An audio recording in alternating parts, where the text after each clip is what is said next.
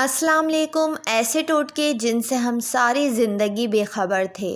لیموں کے پانی کو ماتھے پر مساج کرنے سے سر درد اتر جاتا ہے۔ کھانے سے پہلے تھوڑا سا نمک چکھ لینے سے کھانا بہت جلدی ہضم ہو جاتا ہے۔ خارش والی جگہ پر کپڑے دھونے والا صابن لگانے سے خارش ختم ہو جاتی ہے۔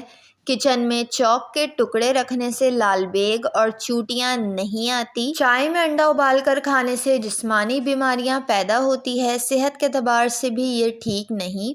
اگر کھانا کھانے کے بعد کوئی ایک پھل کھا لیا جائے تو زندگی بھر دانتوں پر پلاہٹ نہیں آئے گی۔ اگر بلا وجہ منہ سے بدبو آ رہی ہو تو یہ معدے کی خرابی کا سبب ہے۔ صبح کے وقت لیموں کاٹ کر چوستے رہنے سے ہونٹ گلابی رہتے ہیں۔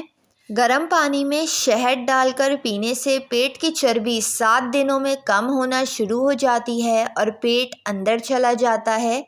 تارپین کا تیل زنگ والی جگہ پر لگانے سے زنگ فوری طور پر صاف ہو جاتا ہے۔ لیموں کو نیم گرم کر کے نچوڑنے سے رس زیادہ نکلتا ہے۔ مہنگائی کے اس دور میں یہ ٹوٹکا آپ کے لیے بہت زیادہ مفید ہے۔ دودھ میں لیموں کے چند قطرے ملا کر چہرے کا مساج کرنے سے چھائیاں نہیں پڑتی۔ اس کے علاوہ چہرے پر موجود گرد اور آلودگی بھی صاف ہو جاتی ہے۔ فریج میں کوئلے کا ٹکڑا رکھ دینے سے پھلوں اور سبزیوں کی بدبو فریج سے نہیں آتی۔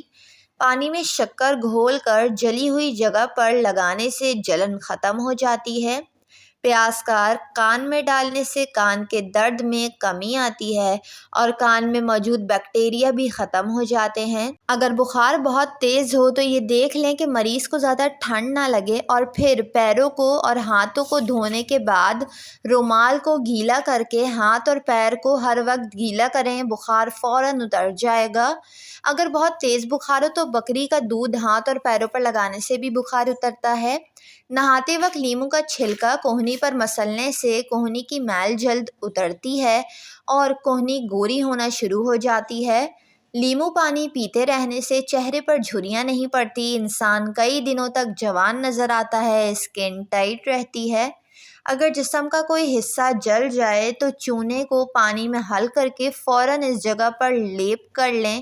جلے ہوئے حصے پر پھوڑا بھی نہیں پڑے گا اور آہستہ آہستہ درد کم ہو جائے گا۔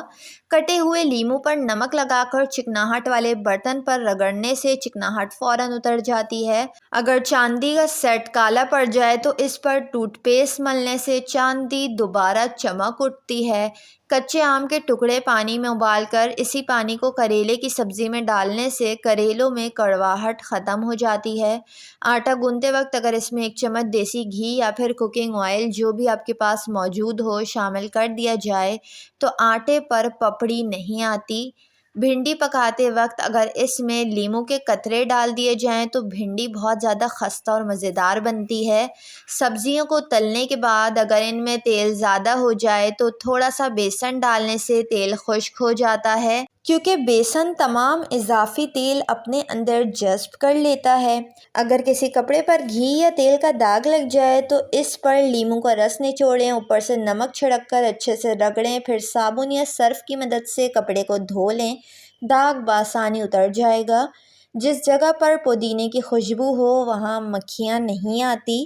اگر سالن میں پیاز ڈالتے وقت ساتھ ہی تھوڑا سا دودھ ڈال دیا جائے تو پیاز کی بدبو بالکل ختم ہو جاتی ہے۔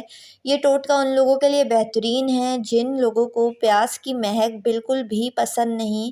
کیک بناتے وقت اگر اس میں انڈوں کی بدبو آتی ہو تو 1 چمچ شہد ڈال دیں، لیکن اسی حساب سے چینی کی مقدار کم کر لیں، انڈوں کی بو آنا ختم ہو جائے گی۔